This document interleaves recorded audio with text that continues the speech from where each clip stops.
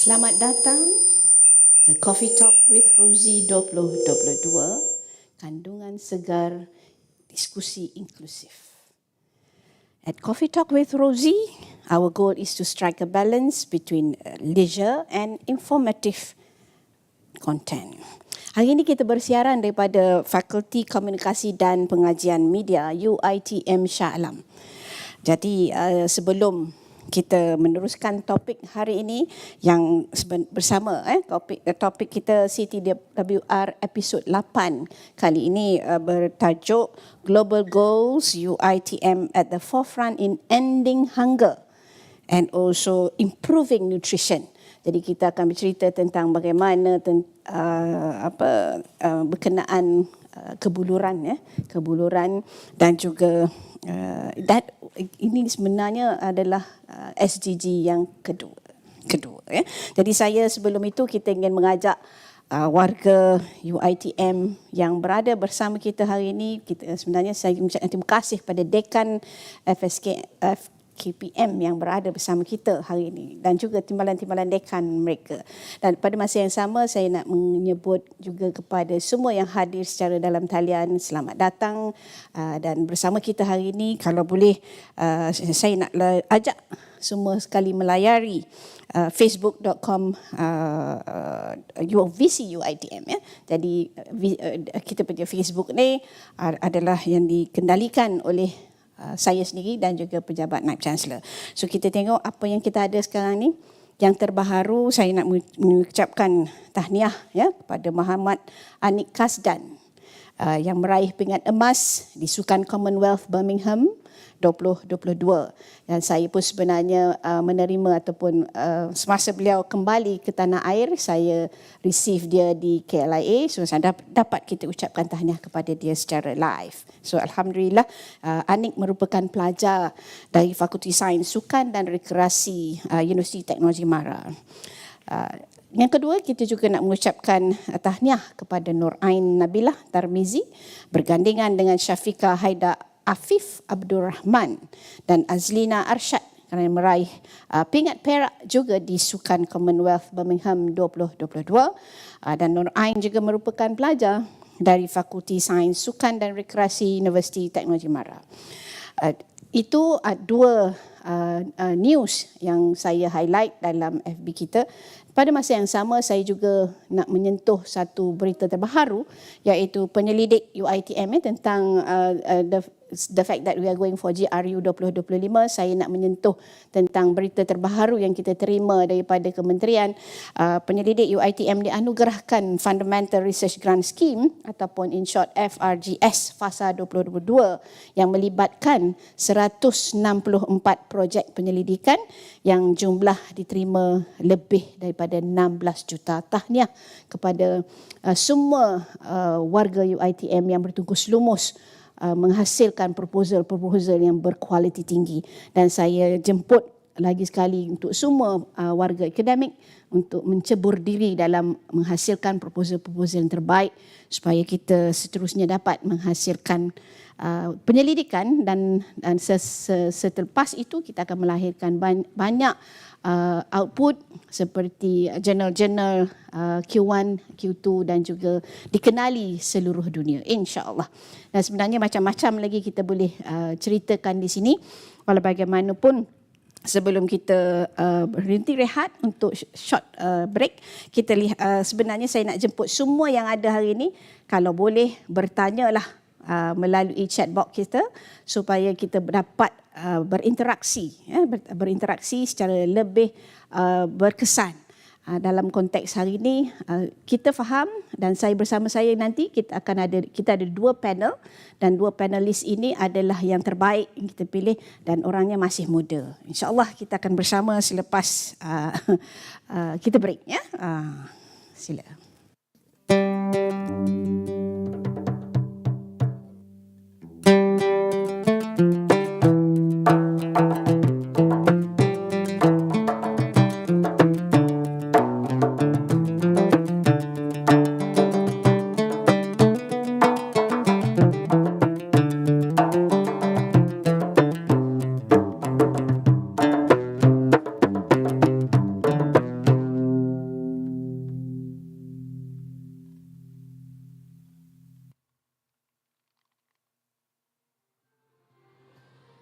Bulan kebangsaan cukup berbeza berbanding dengan tahun sebelumnya.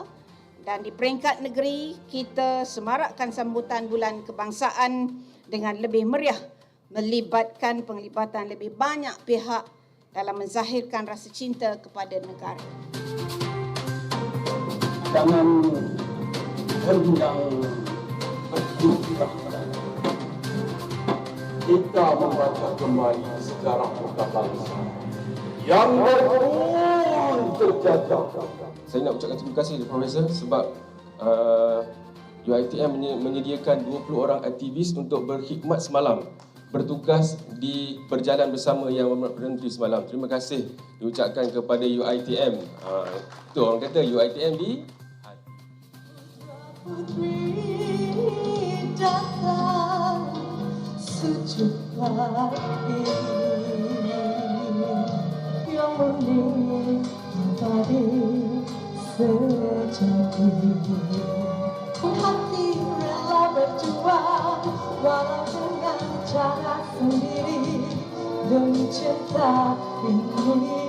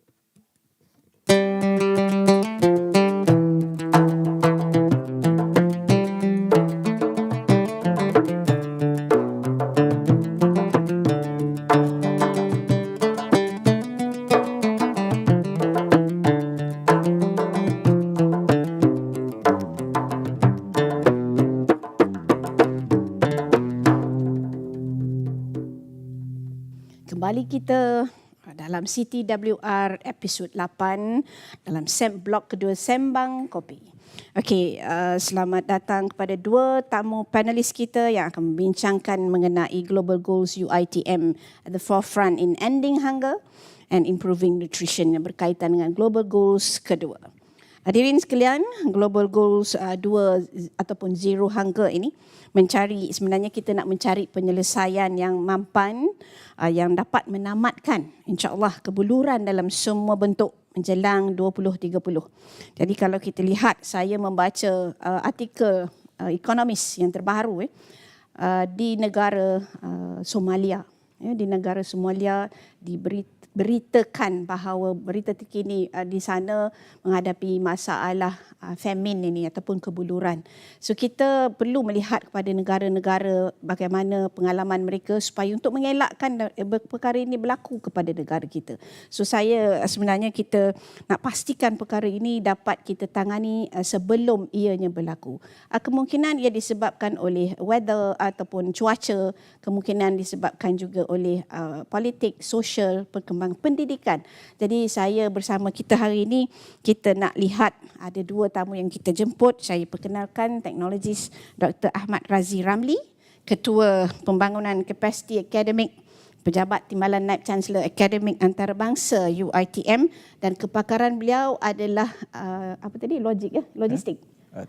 Transport economics. Walaupun yang cerita ni economics, hari ni kita jemput beliau sebagai ekonomis untuk membincangkan tentang kebuluran ni. Kalau no hunger ni, sebenarnya kita tak nak orang tak makan. Jadi kita jemput ekonomis untuk membincangkan perkara ini. Saya tahu kita ada lagi ekonomis yang sini-sini, tapi saya jemput beliau sebab dia daripada Imperial College. Jadi kita bersama kita juga hari ini kita ada Prof. Madya Dr. Mahindran. So Dr. Mahindran minta saya panggil dia Dr. Mahin. Dr. Mahin. So Dr. Mahin kini adalah koordinator klinik kecederaan, sukan dan kesejahteraan, Fakulti Sains Sukan dan Rekreasi. Nanti bukan bertanya apa ceritanya dengan nutrisi pula. Tapi nanti Dr. Mahin akan cerita panjang. Sebab beliau ni pakar, dia bawa bersama hari ini buku-buku yang beliau tulis sepanjang beliau berkhidmat sebagai pensyarah. So alhamdulillah kita ada 2 pakar ini yang akan menceritakan, yang pertama tentang no hunger dalam konteks seluruh dunia, tetapi memberi fokus kepada peranan UiTM sekejap lagi, dan yang kedua kita Dr. Mahendran akan cerita tentang bagaimana nak menambah baik kualiti dan nutrisi pemakanan. Okey, untuk itu saya jemputlah apa khabar sebenarnya, apa khabar dua-dua panel kita hari ini? Baik Datuk. Baik. Okey, tak ada rasa gemuruh? Tak ada. Tak ada. Happy ada sini. Alhamdulillah. So kita ada 1 jam setengah. So insyaAllah kita akan bercerita, membincangkan perkara yang interesting supaya kita memberi kesedaran kepada bukan sahaja warga UiTM tapi juga semua warga Malaysia. Sebab ini satu perkara yang kita mesti tahu, kita mesti ada pendidikan tentang kebuluran, no hunger ini dan juga nutrisi. Sebab yang kita tengok gambar saya kata tadi dalam ekonomis tu, semua orang dah jadi kurus. Betul. Famine ni kita takut sangat ia berlaku di negara kita. Saya harap ada statistik-statistik yang akan dikongsikan dengan kita dan pendengar semua. Okey, saya jemput dulu teknologis Dr. Ahmad Rozie Ramli. So bagaimana caranya nak menamatkan kelaparan dari sudut pandangan ahli ekonomi. So apa pandangan doktor? Terima kasih Datuk. Topik ni besar. Saya rasa boleh saya boleh guna untuk saya punya professional lecture nanti, insya-Allah. InsyaAllah. Kita pun nak memastikan semua orang get ready. Okey, sila. Okay, tapi kalau kita lihat daripada economics point of view, especially neoclassical economics, selalunya yang kita akan cakap ialah cara penyelesaian bagi isu macam ni adalah untuk atasi market failure. Market failure. Okay. So saya kena go back a bit bila kita nak bercakap tentang market failure dan neoclassical economics ni. Sebelum kita sampai kepada supply and demand, yang pertamanya apa yang kita lihat post-war, after World War II, economists in general, we are very supportive of open economy. Berbeza sebelum tu we plan an autarkic system, mana kita kata self-sufficiency. Rationale dia is that when we can trade, what we do is that economics will specialize in terms of things yang dia ada comparative advantage. So rather than do many things yang kita kata tak efficient. So it's much more better if we do things that we are proficient in. Okay. So with the idea that apa-apa yang kita produce in excess, we can always have access to the market and we can always trade untuk dapatkan apa yang kita nak. Tapi when we talk about this open economy, one thing yang kita tak ada control sepenuhnya as compared to that autarky is that we don't have that much lever untuk control what is produced by the market. So this is where market failure comes in. Saya bagi contoh, kalau kita bercakap tentang supply side economics. Okay, saya datang daripada perspektif that we have ample factor of production untuk feed everyone. So kita cakap factors of production is labor, capital, right, land, entrepreneurship. That's enough. Tapi when we talk from that open economic point of view, what incentivizes? Yang tu kita kena tanya. What incentivizes the supplier to produce enough food? Okay. So kita take for example Malaysia. So we have ample land, but we focus on palm oil. We produce in excess. With the hope that we boleh trade that palm oil. But the thing is that we look at this self-interest yang create that market failure. So we have crisis, contohnya macam recently that war in Ukraine. And then nations started to say, kita tak nak trade lah.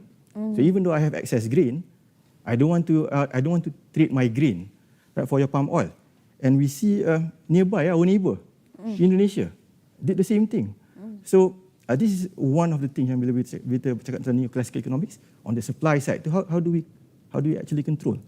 So production is there, okay, but then the question is the suppliers have control over to whom they want to supply. Okay, alright. Okay. So and there's also that issue of what you call sekarang ni the trade-off. Is it better to sell all this produce as food, or is it better to sell this produce as something else? Food versus fuel. So kita ambil example, kalau kita ambil sugarcane, can be you can use it for ethanol. Kita ambil palm oil, right? Yang kita ada access ni, and you see countries using it for biodiesel. Yeah, so this is the part that I think when we talk about market failure, one of the things yang the vagaries lah ataupun the shortcomings of that what you call open economy. And if you look at the demand side, two things. We talk about availability, so we talk about accessibility. Now, of course, an open economy macam Malaysia ni, kita ada food available. Okay, in essence, sepatutnya tak ada isu kebuluran pun. But when it comes to accessibility, so we have to think about the demand side tu in terms of pricing. There are food around, plentiful, tapi people cannot afford it. I see. And this is the issue now. So kalau kita lihat juga daripada segi demand side, so we have to think about, mungkin Dr. Mahir nanti akan bercakap tentang nutrition, but you look at what's available to the masses. Okay, you have perhaps cheap food, readily accessible food, tapi it may not be nutritious. So you have issues like obesity and so on. Okay. So these are the things yang bila you talk about from supply and demand, neoclassical economics, so we are talking about this market failure. So how do we intervene to prevent this kind of problem? Okay, so kita kena fikir how to intervene tu, ya. Alright, you will come back to that later? Yes. Okay, very good. Very good. Saya pun rasa macam teruja ni nak dengar lagi ekonomis ni. Sebenarnya saya statistician. Tapi statistician ni memang dulu ingat pun nak faham juga ekonomis ni lah. Tapi economics ni, tapi susah jugalah. Nak faham supply and demand tu, ya Allah. Hari ni saya macam faham je apa yang Prof. Doktor sebut ni. Alhamdulillah. Mungkin pendengar juga mendapatlah apa sedikit pandangan tentang market failure tu tadi. First time I'm hearing it. Apa tadi? Otaki? Otaki. Alright. I'm learning. Alright. Dr. Dr. Mahin. So kita sambil hari ni kita punya topik ada dua-dua. Satu tentang kebuluran, satu tentang solution to it is nutrition. So nutritionist, you as nutritionist, saya nak minta lah apa yang dimaksudkan dengan pemakanan yang optimum ni, doktor. So apa kedudukan Malaysia sekarang ni? So sila. Thank you, Datuk. As our panelists from economy cakap, it's a big topic. It's a nation topic. Nutrition dalam Malaysia. Either we have to be very happy to have statistics to show we are overweight country. Overweight? Overweight. And now, saya pun masuk dalam. well, as he mentioned about it, accessibility memang ada. So purchasing power ada and tak ada juga. Both kita ada. Same goes in nutrition also. Kita ada over nutrition and under nutrition. Kita ada dua-duanya. Apa yang berlaku in Malaysian setting over the years, sejak daripada merdeka sampai sekarang, we are growing in the right term. After that, we went up a little bit more. We were trying to eradicate underweight. Underweight ni very problematic sebab our child need to be healthy. A good nutrition must go there. So kita try to do it. Stunting tak ada. Kita try to reduce stunting. Tapi sekarang lepas ni statistik sekarang tunjuk meningkat. This is shocking. During my time masa saya undergrad, we know there is existent underweight punya issue, stunting, wasting ada.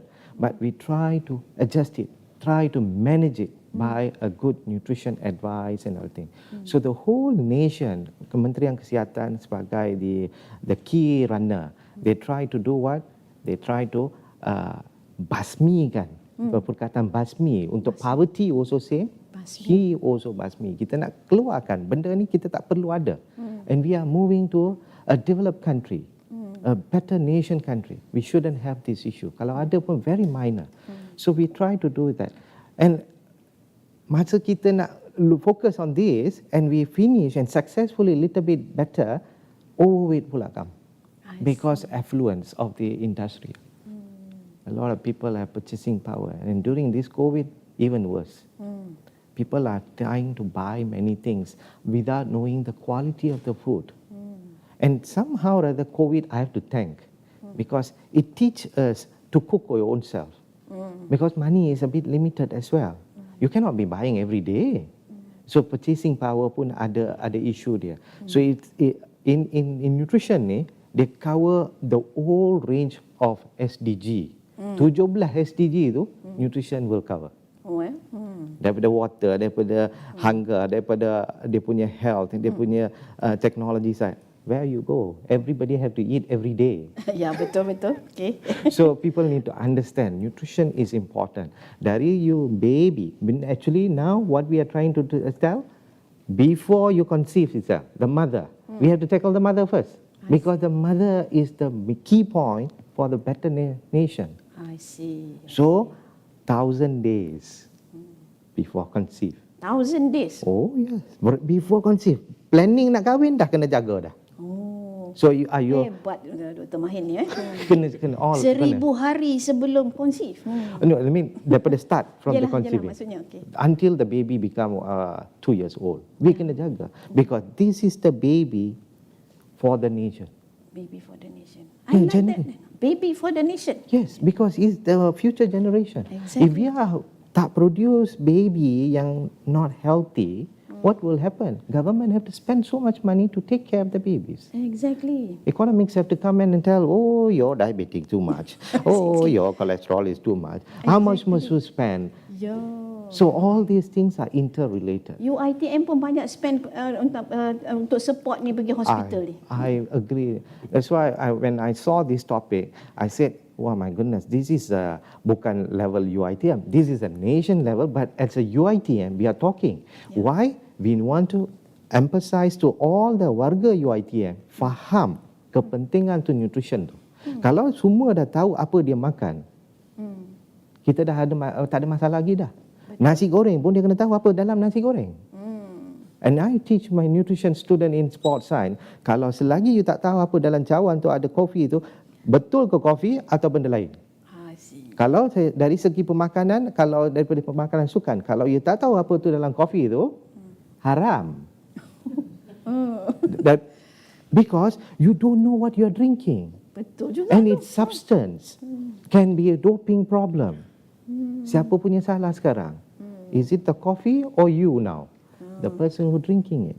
You yang make decision. Yes, choice is yours. Exactly. So in terms of quality of nutrition side, as mentioned by our economics here, is we have better, but we also have the other side of the coin. Kita kena tengok both side of the world. We have refined carbs, we have complex carbs. Kita nanti saya akan masuk benda-benda ni nanti kemudian. But in terms of quality pemakanan, I think we are okay. But masih lagi tidak mencukupi. We are still importing rice. Okay. We don't enough sufficient some of the nation food. We are still importing some vegetables and everything. Yeah. Walaupun as he said, lands are there, but it was used for other commodities because it's a economy-based commodity. But for agriculture, now in this year, if you go through the Maha is going on, agriculture. Yeah. Word dia letak security, food security. Ya, kita dah Well, bincang ni Dr. Mahin dalam that's- CTWR yang ke-6 hang itu. So it's all interrelated. Exactly. And it's now timely for this topic on the hunger and nutrition. How to stop our hunger? By good nutrition. Good nutrition. And good nutrition must come from proper advice from the nutritionists or the dietitians who are working inside there. Okey. Kita dapat dua permulaan yang cantik pada saya. So, kita akan berdiskusi lagi selepas ini dengan lebih lanjut, lebih dalam lagi tentang kepakaran kedua-dua panelis kita. So, kita berehat sebentar untuk merehatkan minda. Sila.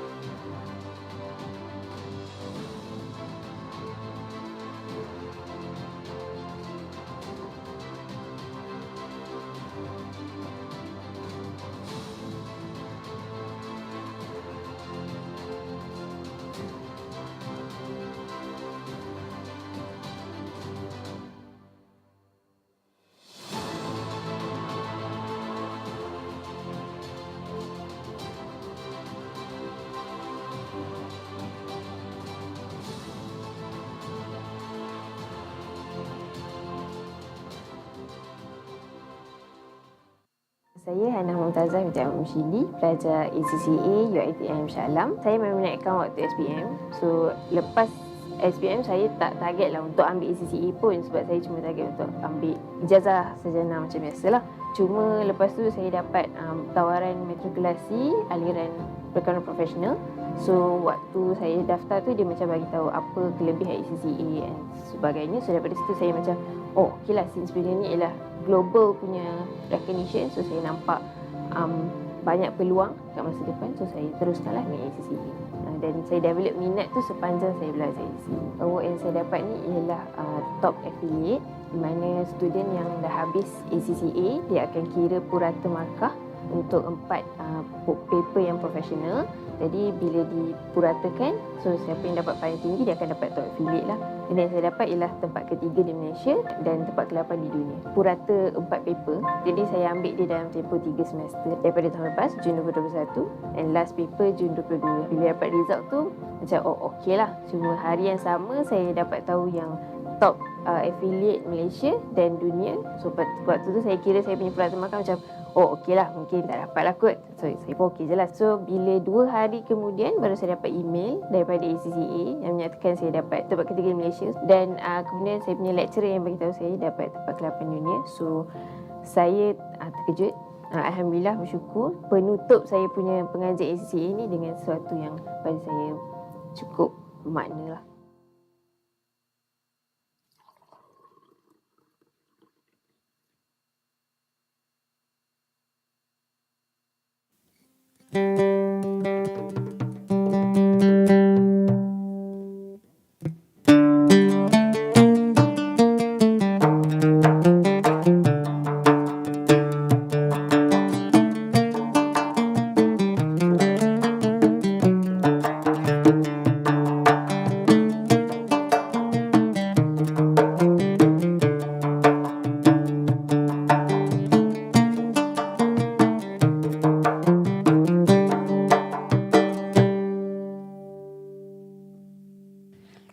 Okey, setelah kita mendengar introduction daripada 2 panelis tadi, saya jangka intervensi ataupun intervention untuk kedua-dua isu ni sebenarnya boleh daripada amalan pertanian kita, ataupun you mention tentang market failure tadi, sehinggalah kepada pemakanan ibu bapa ataupun mak lah penyusuan ibu, contohnya untuk melahirkan nation yang berkualiti. I like that idea. So mungkin daripada perspektif itu saya nak sebut di sini, the Food and Agriculture Organisation melaporkan there's a correlation antara peningkatan ataupun pengurangan tahap kelaparan ini, kebeluran ini dengan pertumbuhan ekonomi. Sama ada perlahan atau merosot lah. Jadi soalan kepada ekonomis kita lah. Okey, apa sebenarnya pengaruh kebeluran ni kepada ekonomi sesebuah negara? Terima kasih Datuk. Kalau kita lihat daripada segi kajian food economics, the causality, kita selalu tengok apa kesan ekonomi kepada kebeluran. Tapi if you look from developmental economics, betul macam yang Datuk cakap tu, in fact we are not talking about correlation.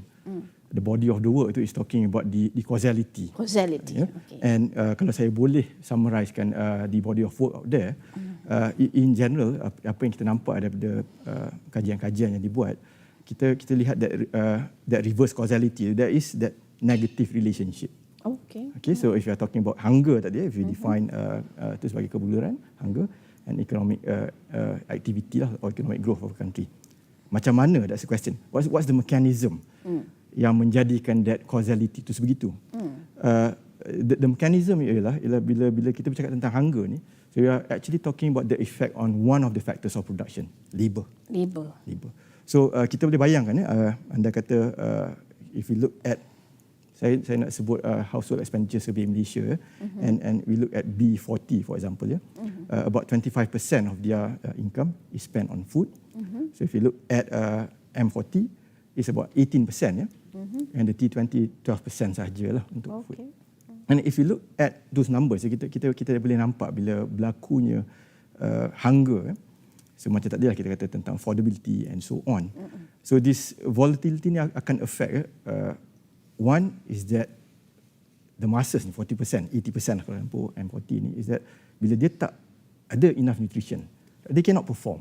Yeah. And as a factor of production ni, so you can imagine, so if we have workers, workforce yang mungkin can only operate at 50% of capacity, you can imagine what happens to the output. Exactly. And that's short term. And if you look at mungkin medium term, so the higher the amount they spend on food, okay, the lesser the opportunity for them untuk explore social mobility, to invest in education, to invest in proper healthcare. And you're going to see what happens. Of course, bila individu tak mampu because of that constraint, you only have that much of money and you spend a lot of it on food, so you miss out on opportunity. Macam tadi, social mobility, you have to invest in education to get good work.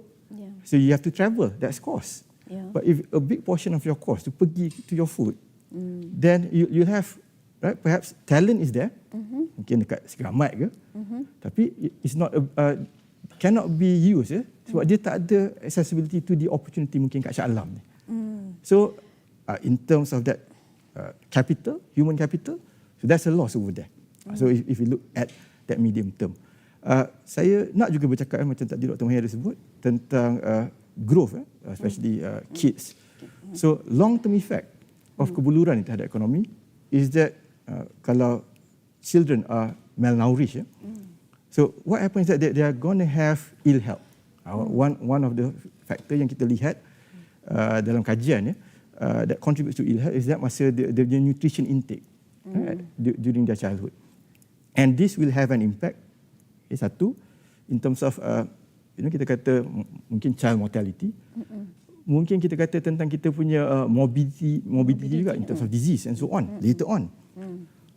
For the nation, okay, how does it affect kebuluran ni?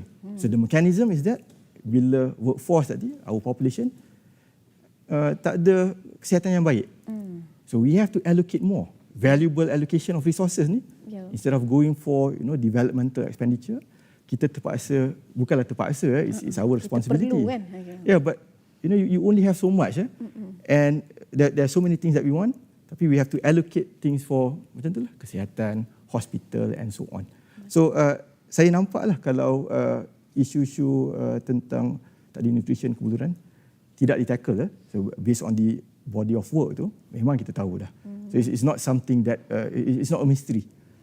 So macam Datuk cakap tadi, is something that perhaps saya kata, tadi saya sebut tentang market failure. So we have to identify, so which part of it actually yang perlu ditackle supaya to avert, I think the operative word tu is to avert the impact of hunger on economic development. Okey. Panjang boleh lagi diperhalusi tu. Betul. Okay? Saya simpan lagi. Simpan lagi Alright. So kita beralih kepada Dr. Mahin. Okay? Profesor Madya Dr. Mahin. Okay? So kita macam mana kalau dalam konteks, boleh sambung apa yang Dr. Rozie sebut tadi apa sebenarnya kat Malaysia ni kita ada tak mengalami chronic undernutrition ini dan juga stunted growth. You mention it a bit tadi. So mungkin dalam konteks Malaysia ni, adakah kita dalam keadaan teruk? So kalau boleh you sharekan, dan kalau boleh terus saja bagi solution. Saya tahu kita akan ada solution di hujung nanti dalam konteks cadangan you, tapi dari segi undernutrition ni dan juga stunted growth ni, mungkin doktor boleh terus cadangkan supaya pendengar boleh ambil maklum lah kan, dan bertindak terus. Okay, sila. Terima kasih Datuk.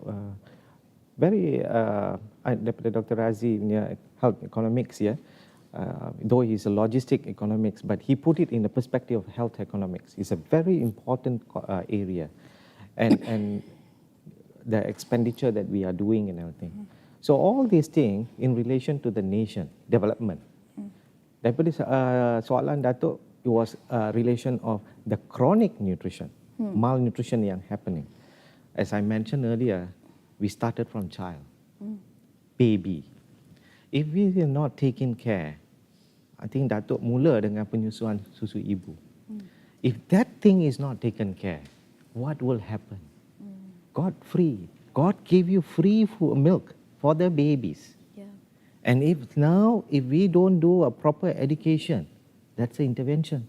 So intervention to give all the young mothers to educate them how to breastfeed 6 months minimum. So kena galakkan semua Yes. ibu-ibu muda ni Kita tak bagi cukup. susu ibu. Tak cukup. Tak cukup. Sebab ada yang berhenti sebab working. Other issues, now government is looking at it in the maternity leave semua tu, panjangkan and trying to give places for them to. Itu sebabnya ya. Yes. All these things are interrelated. Sebab kita nampak untuk the nation, a better nation, a healthier nation, child start. Everything from the child. So that is Untuk buat taska-taska pun sebab itulah tu yes, ya. yes, semua dekat mak. Kalau apa tak boleh buat much lah. We only bottle feeding. But bottle feeding also is not encouraged. But what we do, we wanted to give them based on breastfed bottles and start giving. So we have to do. In our country, malnutrition issues memang tinggi. Kita panggil dia double malnutrition or triple malnutrition. Di Malaysia kita masih lagi dalam KKM, we call double malnutrition sebab apa? Macronutrient dan micronutrient di cover.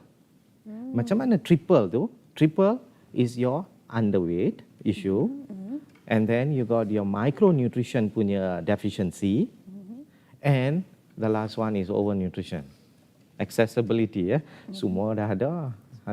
Tapi kena bagi dia faham apa yang dia makan tu. Are they quality or not? If you look for very cheap white rice, kita encourage them to talk about brown rice, but they are looking at the very cheap rice. So statistic will go up in the terms of diabetic, in terms of other things. Child diabetic pun dah ada dah sekarang. So a part of medical condition, we are looking at the prevention side, stunting tu. So statistic tunjukkan in the bantut ya below 5 from 17.7% in 2015 we become 21.8% in 2019. 4 tahun saja tau meningkat. And if nampak dalam numbers is small but it's a very high impact because if we don't take care of the child it will grow up. What will happen? It will become a very chronic. The child tidak akan grow as what they're supposed to be. Kita tak nak Malaysia punya anak-anak like a 1 meter dwarf type. We want them to be 6 foot. You know, one example that I used to see in Japan, yeah, because I used to go very often to Japan and study them. They were shorties, very short people. Masa kita tengok dalam gambar-gambar pun very short. You know, post-World War, they all sit down, discuss why they are short. When they punya benchmark is US. Yeah. Why these people are very tall? So they try to change it by nutrition. I see. How? School program, school meal program. School meal program. Di US sebenarnya memang bagi makan. Ada, tapi di Malaysia susah sikit. Kita cuba dan cuba. Problem is internal, very much of the political. It's not political, but other influence. Yeah. And this is need to be taken care. KKM bahagian pemakanan division ya, they're trying their level best to imply the guideline healthy canteen in the school setting to teach the children. Ini baru bawah 5 tahun. Kalau dah masuk daripada taska, dia masuk primary school. If we don't take care, what will happen? The child will grow in a very wasting akan berlaku, muscle waste berlaku, protein akan hilang. So our child wanted to be in that way? We don't want. Yeah. So we need to do that part. Intervention is like that. And as I earlier started on the 1,000 days, back to the mother. The moment they start pregnancy, they dah plan. Having baby is not pressing button lah, yeah. We have to educate everybody. We need to know we plan to have a baby. So when we plan as a mother and the father, are we healthy? Go and see a doctor. Go and see a healthcare professional. Get advice. My BMI okay? My komposisi badan okay? Am I able to conceive a healthy child? For the healthier nation. Okay. Okay. That is the point that we have to look at it. So definitely the statistic is showing us, walaupun 1%, it is a health of a baby, health of a child of a Malaysia. We really need to take care. As he mentioned about, Dr. Rozie was talking about the mortality. Children, itu adalah satu indikator negara itu maju atau tidak. Are you a developed country or not? We have to show a mortality rate to WHO. We have to send the reports. Exactly. So that reports all are very important reports. Every year, KKM will do that kind of data as well. That's why we have a national health mobility survey to show the country. Tapi kita masih lagi kekangan duit. We cannot do every year. Yeah. We have 5 years or 10 years or something we have to do. Tapi baguslah doktor share ni, maknanya kita semua warga UiTM lah, especially student-student kita, they will become mother. They will become father. 70% of our students are ladies, women. Jadi ini satu benda yang baik supaya mereka bersedia sebenarnya untuk menjadi ibu-ibu yang matang, ibu-ibu yang tahu menjaga, nak membina nation lah. Yes. Exactly. Ini macam thesis yang student buat final year project. It's your own thesis, right? It's your own baby. Yeah. You want to take care? You have to take care. Go and see a nutritionist. Get proper advice. Get to see a medical doctor. Understand? Ini bukan kita nak tengok ada penyakit atau tidak. Kita tak tahu. After 40 years old, we're supposed to do a health screening. Government is encouraging it. Yeah. How many of us are going for it? We have a hospital. Exactly. We have Okey, pusat sila kesihatan. warga-warga UiTM, kalau mana yang dah lepas 45 tahun, sila membuat medical check-up. Okay. Betul Dr. Mahin, betul. Saya pun tersentuh ni. Sebagai Vice Chancellor, saya menyeru warga UiTM dan juga staff dan juga pelajar. Datuk, when we did a national mobility survey untuk orang dewasa, diabetic for simple one, just a pricking saja kan, ramai tidak buat. Undiagnosed diabetic is higher. Higher. Kita tak tahu. Kalau kita start doing it, and then government have to pump in so much money already. And this is preventable. Yeah. It's a diet related. Sit down and talk with the nutritionist. We have a Department of Nutrition Dietetic in UiTM. Make use of them. If you wanted to come to my faculty in sport nutrition, we still can talk because basic nutrition is there. Yeah. And be healthy, how to take care healthy, we will do it. We have a machine for you to check your body composition, Yeah. internal fat and everything. Okay. That's very interesting. So warga UiTM, staff dan juga student. Kalau untuk student tadi tu yang wanita dan juga yang lelaki, you will become mothers and also fathers. Silalah ada abang kata vision yang jauh ke hadapan untuk membina negara. Yes. Membina negara yang berkualiti. I like that, Doktor. Okey, jadi kita berhenti rehat sementara. Nanti kita sambung lagi selepas ini dalam segmen 4. Okay.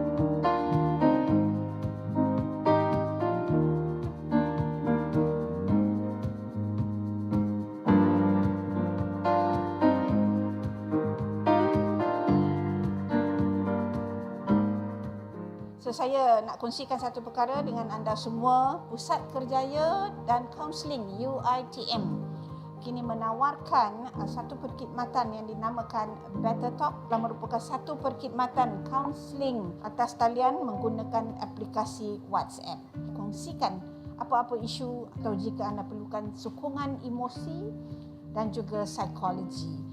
Dan inilah tonggak kejayaan keluarga UiTM. Kita menyokong antara satu sama lain. Kita ada 72 orang sebenarnya, tapi kita ada bangunkan 4 avatar ini. Saya berharap ia akan digunakan oleh seluruh sistem dalam UiTM, tak semestinya pelajar. Ia juga boleh digunakan oleh pensyarah, staf pentadbiran dan staf sokongan, staf pelaksana boleh menggunakan platform Better Talk yang dibangunkan oleh Pusat Kerjaya dan Kaunseling UiTM.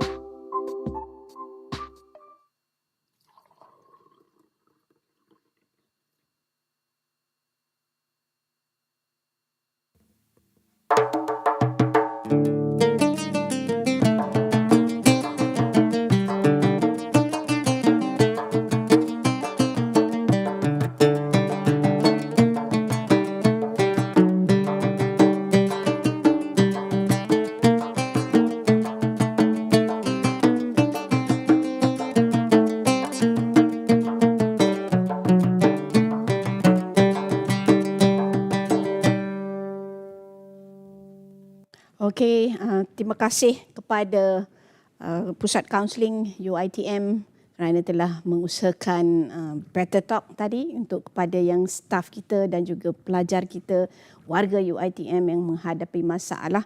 Silalah menggunakan khidmat tersebut. Kita ada avatar, so tak perlu risau, you wouldn't know siapa di sebaliknya. Jadi bolehlah bercerita dengan lebih telus kalau ada masalah. Okey, kita masih di dalam, kita masuk ke section keempat sekarang ni. Section keempat, kita cerita lagi lebih lanjut tentang global goals UiTM at the forefront of in ending hunger dan juga improving nutrition. So alhamdulillah kita ada bersama kita 2 orang panelis ini yang cerita dari perspektif ekonomi dan juga nutrition. So okay, so kita sebenarnya kita tentang kebuluran ni memang kita seharusnya di Malaysia tak boleh ada. Tetapi bila kita go deep, kita go deep tadi bila dengar panelis ini sebut, kemungkinan masih ada. Dan kita perlu berjaga-jaga untuk tidak terjerumus kembali dalam keadaan yang saya sebut pada permulaan. Kita tak mahu jadi negara seperti di Somalia. Kita bukan apa, kita perlu menjaga negara kita lah. Okay? Dan Dr. Mahin ada pun cerita tentang susuan ibu, bagaimana kita membina nation untuk masa depan.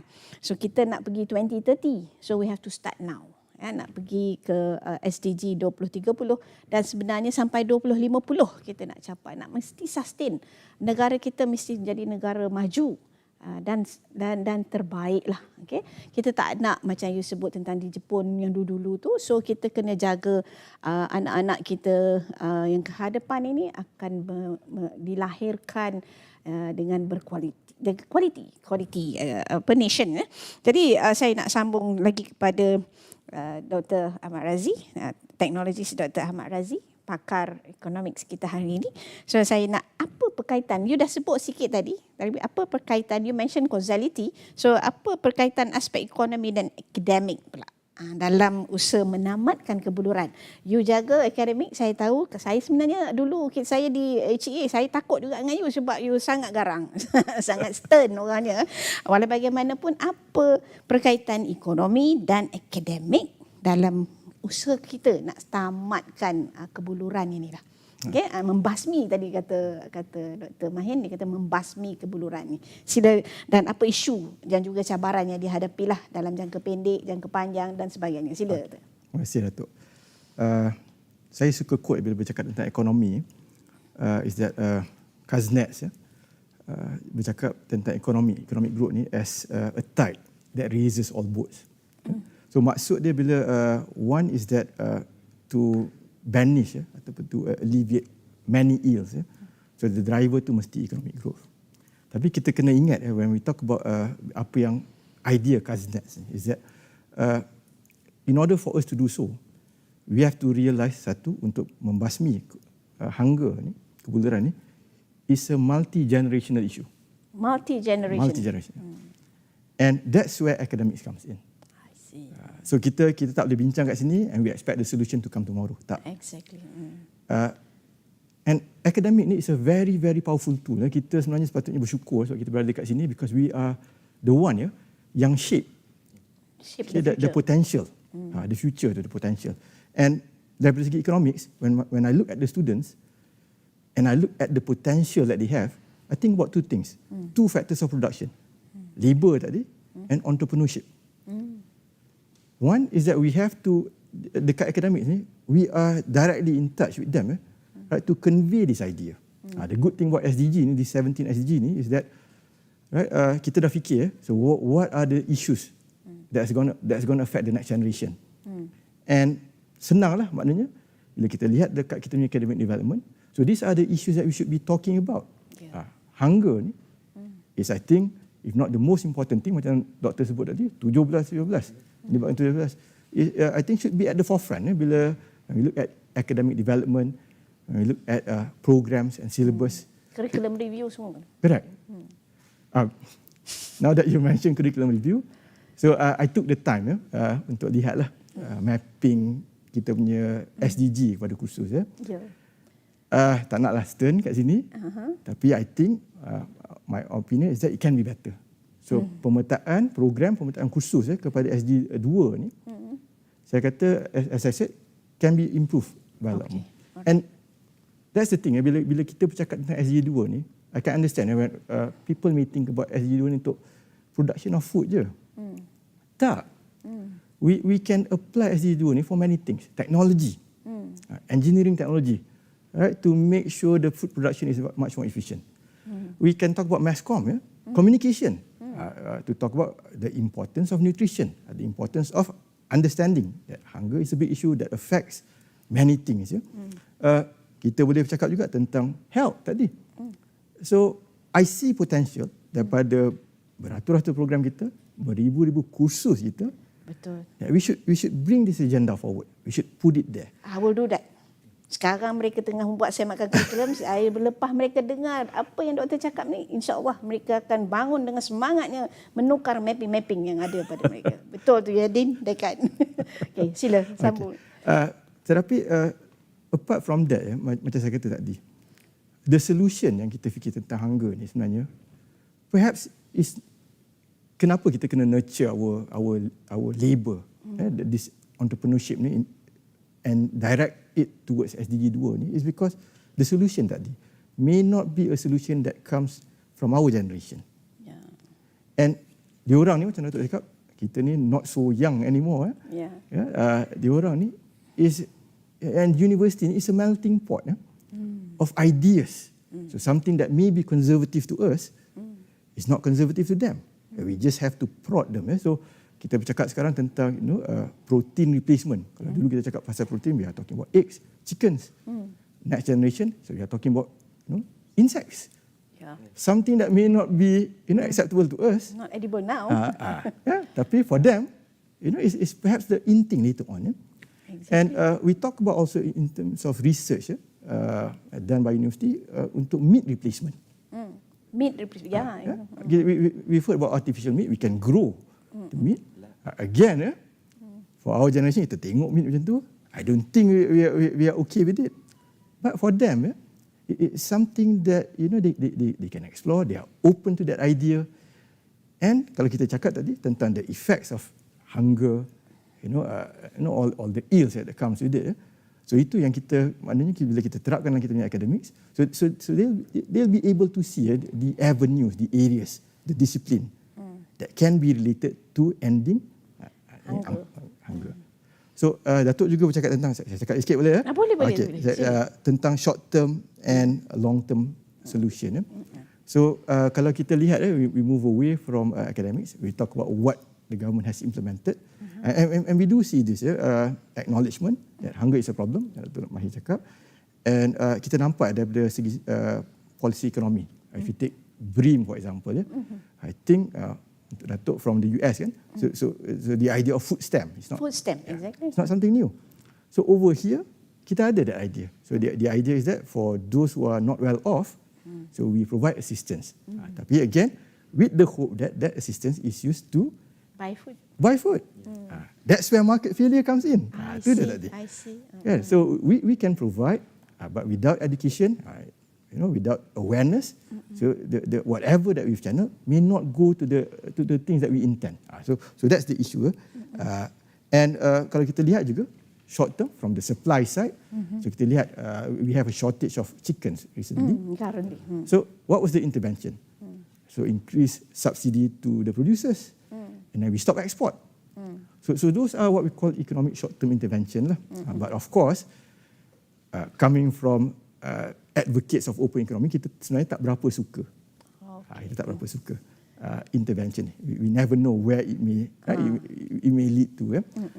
But over the long term, what we can do is that we can introduce this idea tadi from school, in the university, at the government level, policy. So kita ada dasar National Food Security Action Plan 2021-2025. So that actually talks about that. Ada lima objektif, and it's a direction. So maknanya to overcome market failure. So it's not only dekat individual markets ni, it's made of many individuals. Right. So if the individuals are aware, and then the market will also be aware. So apa mungkin we may no longer think about production in terms of profit.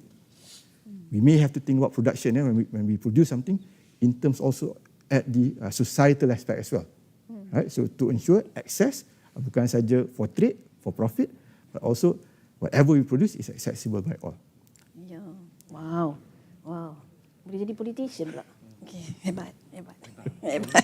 Okay, alright. Okay, kita boleh sambung Dr. Mahin daripada apa yang Dr. Rozie mention ni. Nampak macam ada flow lah pada saya. Sangat interesting. Mungkin warga pun patut memanfaatkan ilmu kita hari ini. So saya jemput Dr. Mahin, apa sebenarnya masalah dalam pembangunan nutrisi makanan secara global? Supaya kita nak warga UiTM tahu secara keseluruhan di dunia ni apa sebenarnya masalah pembangunan nutrisi ini, dan pada masa yang sama macam mana UiTM yang universiti terbesar di Malaysia tapi kita ni kecil je. Tapi saya nak Dr. Mahin pick up apa yang kita boleh sumbang dalam konteks itu. Sila. Thank you, Datuk. I think I have to thank Dr. Rozie. He have covered up most of it. The key point of it, memang food security is not Malaysia punya problem saja. It's in the region, it is in the whole world. And the world have think about it also. Kalau nak tengok daripada segi yang very simple one, we have shortage of chicken and everything on. Itu adalah indicator Are we looking at the animal protein or we are looking at the plant protein? That's yang benda ni, plant protein ni bukan something new. All the day that we started to eat, we've been eating plant-based. We've been eating. Kalau tengok suku-suku separuh pergilah semana-mana klinik kesihatan, pusat kesihatan kita, hospital UiTM, I'm emphasizing our UiTM saja di luar pun sama sebab dia akan ikut. Suku-suku separuh akan menciptakan plant-based. One suku saja protein which is come to the animal base. Itu pun atau kalau tidak perlu makan, kita boleh tambah kepada plant based juga. So he have mentioned about the protein daripada haiwan yang kita makan dah pergi serangga dah. In Singapore, they already come out with a lab based cultured meat. tak tahu haiwan mana, but unsur dia mana, dah wujud. And this is the future, as you said. Maybe our time we don't have, hopefully, God bless us with the food and that kita belajar. Tapi sekarang, the new technology is moving there. Thailand already started been eating this insect for ages. Itu part of their culture. Kita tengok pun macam zoo pula ni. Ni orang ni betul kan ni makan macam ni. But that is the correct lifestyle that we are looking. Milk sudah ada culture based, that mean lab based milk. We are moving to a technology life. IR 4 ke IR 5 ke IR ke 10 ke, industry revolution semua akan masuk. Then to come back to Dr. Rozie punya kaitkan kepada UiTM in academic world curriculum. Everywhere is all SDG is involved. Tak perlu mention pun memang akan wujud. Sebab apa? Cuma kena faham. Yes. Sebelum SDG, kena faham MDG dulu. Millennium Development Goal. If you just jump in SDG tanpa tahu apa tu millennium, that's a total waste then. We have to understand the beginning and why they started, and then now sustainable. Dulu millennium, now sustainable. We have to maintain what in the world is. If without these 17, we are not moving anywhere. That's where United Nations come out with all these things. And then I think all of you have seen, dalam one of the slides, nutrition cover everything. That doesn't mean saya ni, pakar, kita duduk, semua akan datang kepada kami. Tak ada. It is under semua adalah bertanggungjawab. And health, kita punya obesity, underweight, all are interrelated. Anemia among ladies, very high. That is another problem that we are looking at it. Dan orang asli kita, Sabah Sarawak. We all have to look at every angle. So this is the component in global setting, in Malaysian setting.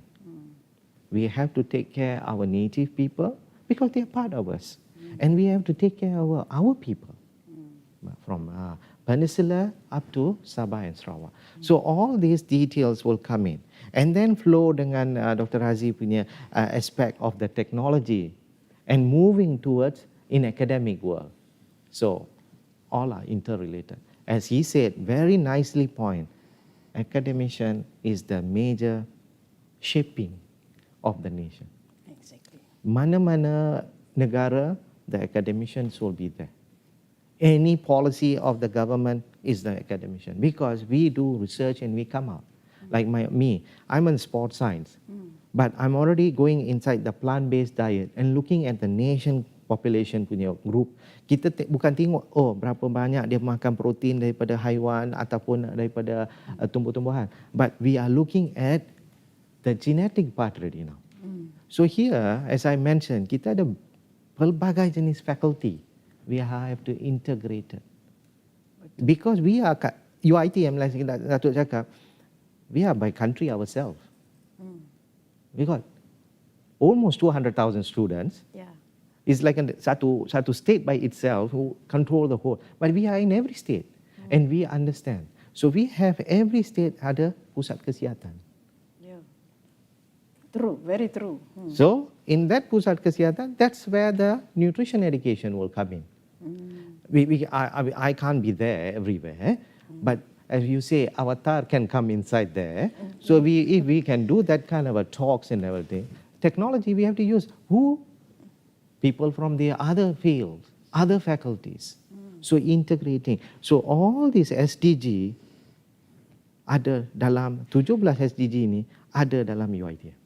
Exactly. Itu sebab doktor, saya sekarang ni kita nak kata vision UiTM, that's why I map it directly to SDG. Yeah, But you gave me a new challenge to go back and read about MDG. So back then I study also MDG. Yes. Kita kalau kita nampak yang itu, lepas tu kita akan nampak the lonjatan yang akan datang. Exactly. Okay. We know already. Because in nutrition, when we come out with a national plan of action for nutrition, setiap 5 tahun kita kena buat. Macam RMK juga, we sit down and study. And who is studying? As you said, all academicians and the researchers. And we also stakeholders, siapa? Public. Exactly. And we give, engage and everything, find out how we can come out. And then only we can come out with all these dietary guidelines and everything. How this NPAN came?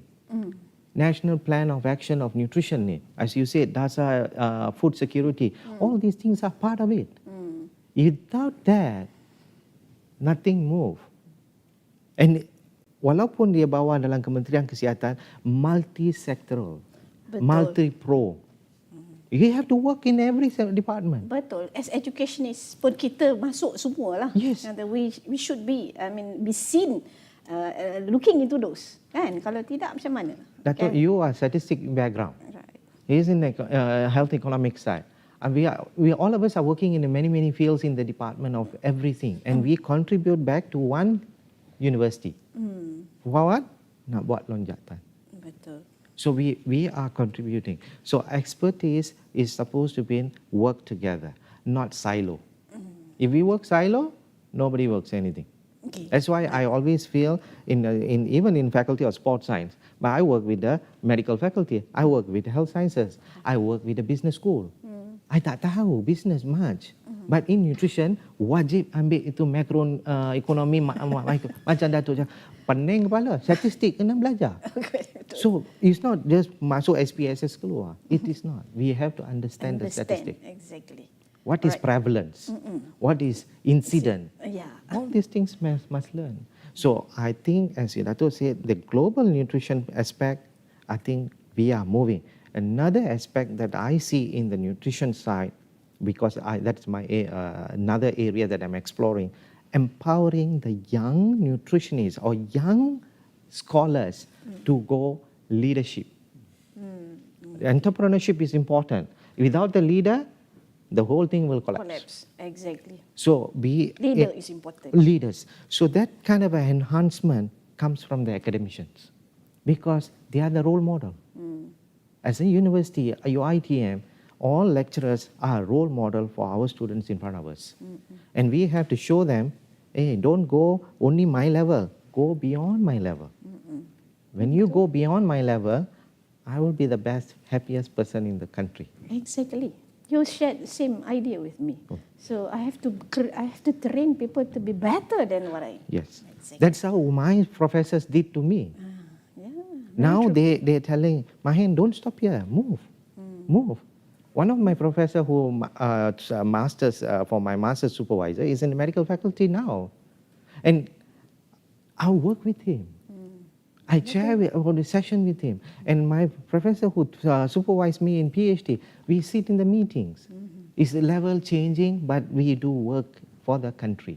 Exactly. And when we go for the country, we are doing it for the UITM as well. Okay, interesting, Dr. Mahin. Okay, kita sambung selepas ini dan kita you boleh berkongsi formula lepas ini. Jadi kita berhenti rehat sementara. Okay, sila.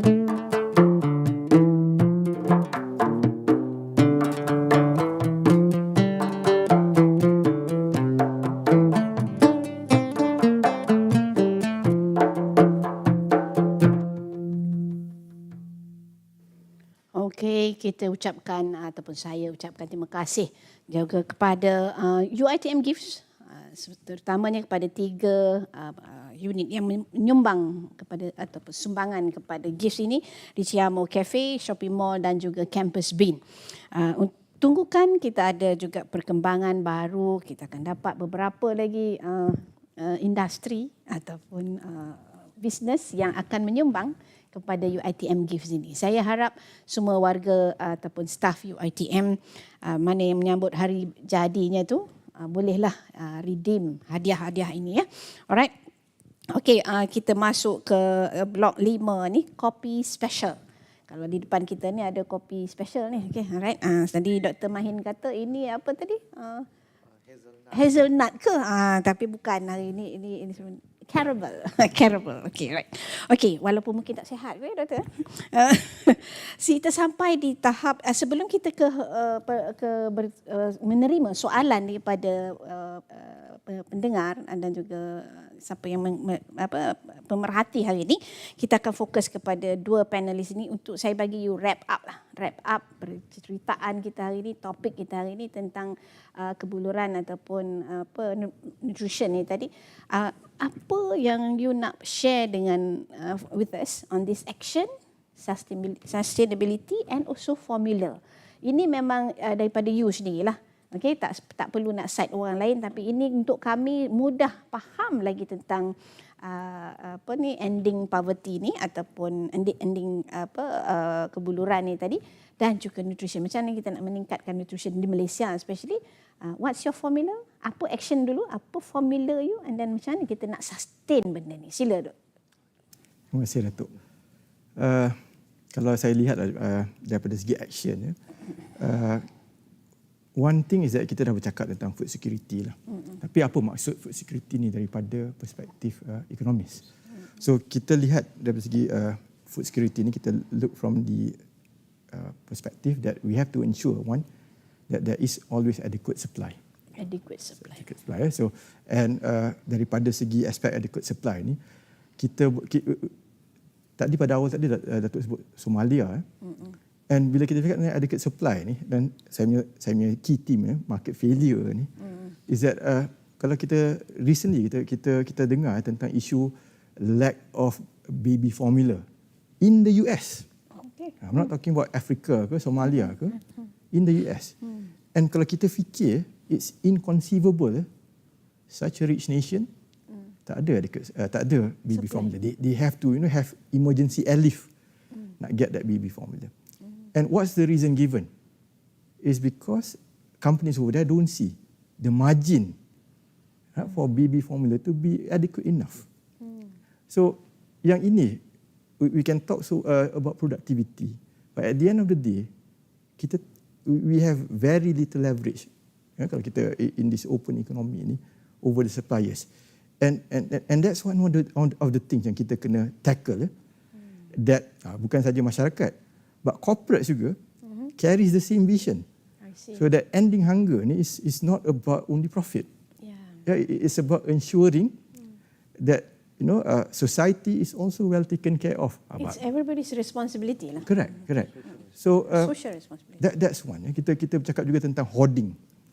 Hoarding of food. Kita tengok recently juga, macam saya bagi kes tadi, Indonesia, we had wheat crisis, short term, wheat price went up because nations kata no, I'm not going to sell. Yang ini pun kita kena lihat. So how do we tackle adequate supply when macam kita tahu tadi, there's ample supply. There's ample supply.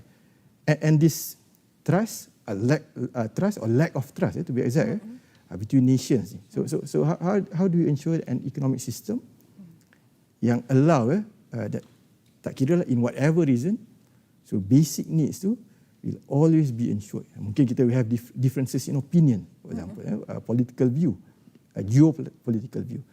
Tapi certain things are off limits. Kita tak gaduh in terms of food, kita tak block food and so on.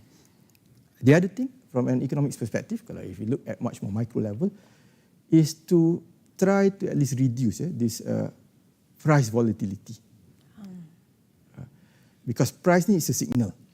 In an economic system, it's a signal. And it's also very important, not only to nations, tapi untuk individual juga, for household tadi. So if you have a constantly a volatile price, susah nak rancang. Betul. Susah nak rancang. So you can't think way ahead because you're not sure whether your salary or income tu is adequate, right, to put food on the table when you get back home. So this is the thing yang mungkin macam saya cakap, kita tak sedar. Tapi I think our country, our nation has done very, very well. So kalau kita lihat within this 3-4 months periods ni, so inflation all over the world went up the roof. Tapi kalau kita lihat kat Malaysia, alhamdulillah kita still ada. But again at the expense lah. That's always that opportunity cost. Okay, but alhamdulillah, I think that's a good formula lah untuk pastikan that hunger ni doesn't become something much more serious. So kita intervene, mungkin Dr. Mahin kata, provide nutrition from an economist point of view for that price volatility. Kita provide guarantee that food won't go beyond means. I see. Okay. Bercakap juga tadi Datuk sebut sustainability. I think we focus so much, saya lah focus so much on productivity, tapi that's not the only item in the equation. So kita perlu juga bercakap tentang waste. Waste. So in Malaysia, for example, I think it's a common problem all over the world, especially developed countries. Food waste ni is a big part of the problem. Exactly. So if you look at this World Bank report, so in terms of production, 1/3 of food is wasted during that production process, logistics and so on. Imagine that's worldwide, it's a global issue. Kalau kita lihat kat Malaysia pula, I think recently we talk about that. Despite this abundance of food, banyak yang terbuang. So I think the statistics was 10.5% of all solid waste yang kita generate adalah from food. Is from edible food. Yeah. And that amounts to about, if I'm not mistaken, it's about 4,800 tons every day. So imagine, sepatutnya tiada isu kebuluran. Tiada isu kebuluran. So we are actually throwing away our food. So that's the thing. The idea of food banks, mungkin kita di overseas dulu, so excess food ni, corporation dia tak buang. Dia actually ada bin untuk orang ambil. So which I think we have adopted a bit, but not so much by the corporates. Kita kurang lagi yang itulah daripada saya punya. Kita kena apply the circular economy lah. Correct. Okay, alright. It's not a loss to them. Okay. It's not a loss to them because kalau the consumers don't have to worry about their food, they are going to spend. They're going to spend on something else. Okay, and last kali Datuk sebut juga pasal formula. So one of the things juga yang kita look at economics, it's not only the issues now, but what would be the potential issues ahead. So kalau kita bercakap tadi tentang adequate supply or lack of adequate supply, or price volatility, so what would be the trigger in the near future? So unfortunately for the next generation, they have a much bigger issue to tackle. So we are talking about climate change. Exactly. We are talking about water crisis. Exactly. We are talking about land degradation, agricultural diseases. Tadi food versus fuel. So something yang mungkin kita tak hadapi, but they are the one that will have to figure out. So dalam keadaan sekarang ni yang kita kata still around 690 million people in hunger every day. By 2030, UN kata we are going to have around 830 million. So when that hits us, so what's going to happen? So saya berpendapat tadi, going back to that idea, kita ni di akademia are the levers. So we should talk about this. Without talking about the potential problem, we will not be able to figure out the solution. Exactly. And the solution must come now. Kita mesti anticipate that Correct. it's coming and start talking about it. Correct. All right. So Agree. in essence, that wraps up that economic perspective. All right. Fantastic. Very, very nicely done. And then you put it in perspective as you said it. Okay, Datuk pula dah. Dr. Mahindran. Dr. Mahin. So what's your idea of action, sustainability and also formula dalam memperbaiki kualiti pemakanan ni? I think Dr. Rozie put it a macro side. Yeah? If I go in the micro side, as a nutritionist, we have action plan to work on. Very easy can be done. In a university setting or outside of the university setting, I mean the country setting. Because we have all the facilities. Name it, we have it. Funding is another issue. Just leave it, that part of it. Like a research, we have all the technologies in the country. Within the country and within the university, everything we have. But we cannot do embarking because we have not there finding the solution for it or thinking about it. So now we already got the problem to find a solution now. If let's say underweight, what do we need to do? Action plan, start the school children. School meal program. Yang itu memang wajib. Bagi saya it's a wajib. If we have to follow the Japan side, they give meal program. But dia punya system tu lain dia. Sebab apa? They have one session saja sekolah. Kita ada 2 session. Kita ada pagi, petang and everything. So that is one problem that we can see. Mothers. I'm going back to the mothers again. So in the university, Datuk dah cakap, okay, now we have to look at all the girls in these universities. Well, solution is already finding. Datuk Wizi already put the words already. So all the girls in the universities, we have to take care. It's our responsibility. Exactly. So they need to go to the Pusat Kesihatan, see the doctors and get all advice. Before they graduate, they need to know, even diploma students. Because some of the students get married within the semester's time. So we really need to educate them. Are you well ready or not? Because when you get married, is marriage one, family is another story. We are not talking about your marriage, we are talking about your family, which is a projection that we are looking at. Are we having a healthy, when you have a baby, from your ITM, you're moving out, we want a healthy baby from there. So that is education, need to do. Women side, empowerment is very important. And he have mentioned about from the farm to the table. From the farm to the table, the process is a very big process. It's come from economy, technology, agriculture, all kind of academics is a role to play. So all that thing have their role.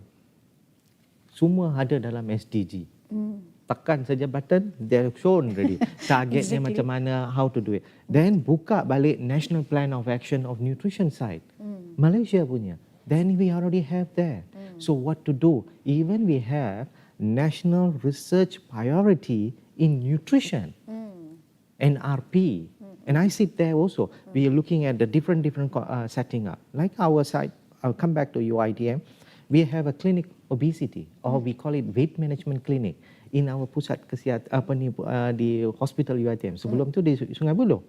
Prof. Rohana was chairing that part. Now, we moved into hospital. We have very fantastic.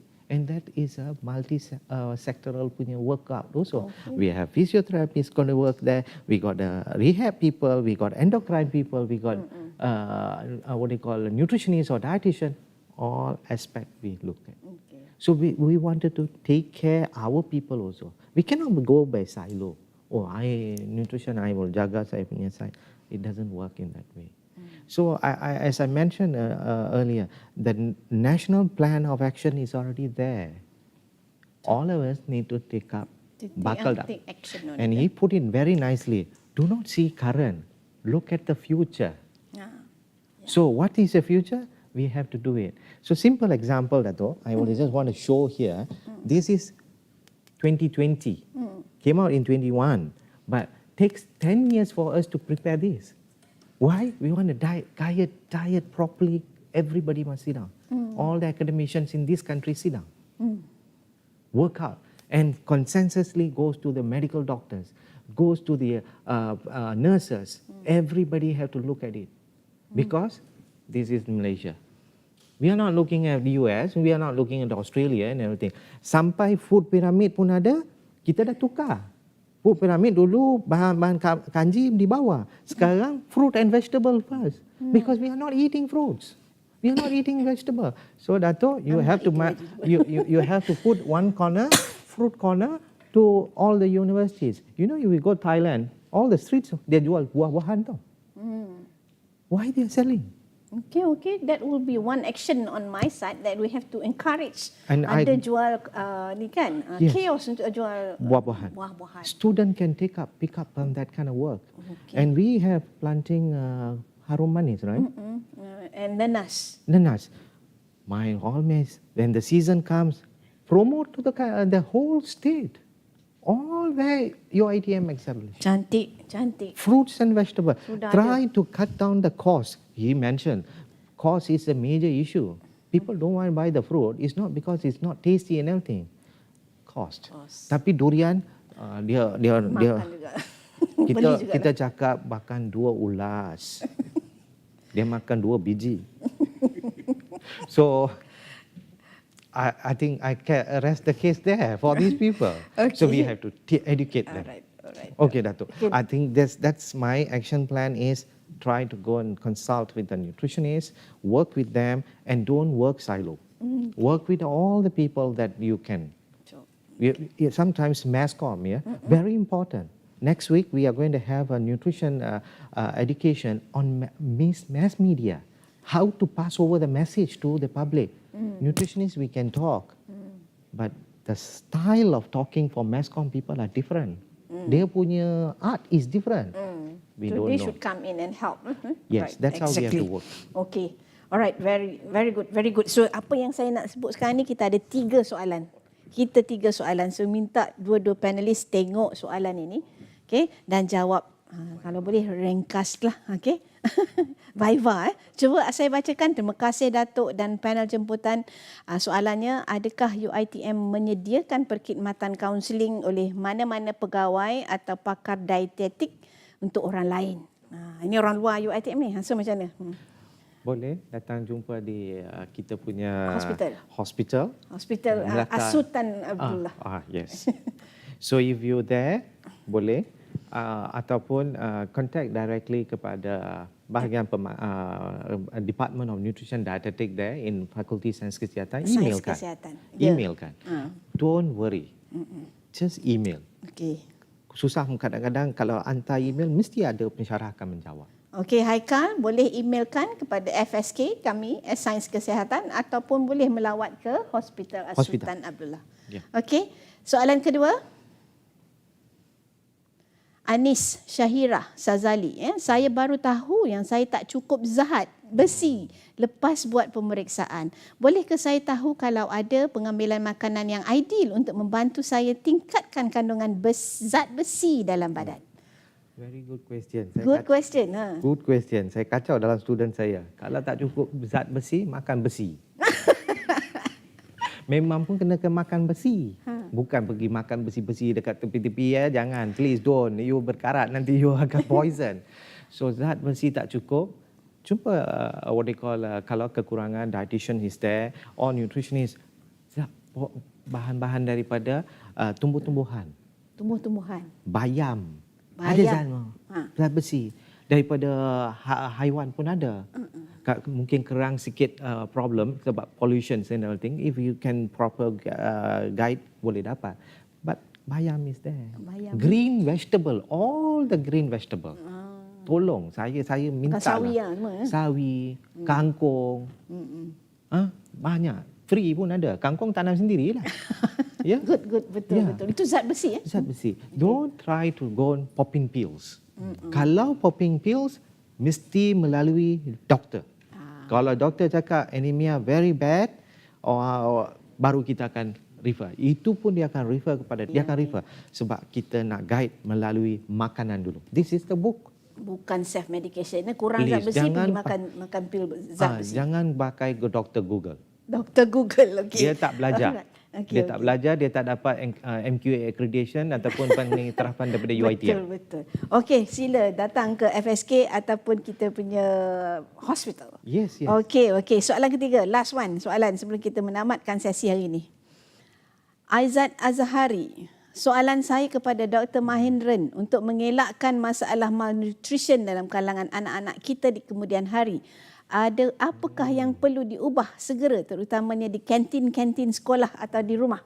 Okay. Untuk Encik Aizat ya, very good question. Everything start from the house. Mother and father play a role. Make sure, pastikan anak tidak keluar pergi sekolah ke mana-mana apa, daripada rumah pagi tanpa sarapan. Tanpa sarapan. Mesti makan. Wajibkan makan. Ini wajib ya. Bukan makro lagi dah. Wajib. Mesti makan sebelum keluar. Because if you don't take a proper breakfast, your cognitive level goes down. Oh, okay. Then what do you want to go and study? Exactly. What do you want to go and do performance, exercise and everything. Tapi bukannya makan satu mangkuk, satu pinggan, all too much. Little. Banana ya, pisang, cari pisang Malaysia punya. Berangan ada, Rastali ada, emas ada, carilah pisang-pisang ni ya. Local food. No overseas food. Sorry, economy side is beside me, but I'm telling local because this is agriculture of Malaysia. Betul. Okay. You find the local food. Kalau ikut Jepun, dia semuanya local. Okey. Baju saja overseas. Okey, kita dah dapat nasihat Dr. Mahin tadi. Pagi-pagi anak-anak sebelum ke sekolah mesti diberi makan, tapi kalau boleh buah-buahan tempatan. Okey, very good. Okey, itu saja soalan yang kita sempat entertain hari ini. Mungkin dari perspektif ekonomi belum sampai lagi level kita nak membincangkan tentang market failure ni. Tadi mungkin kita boleh bawa ke hari yang lain.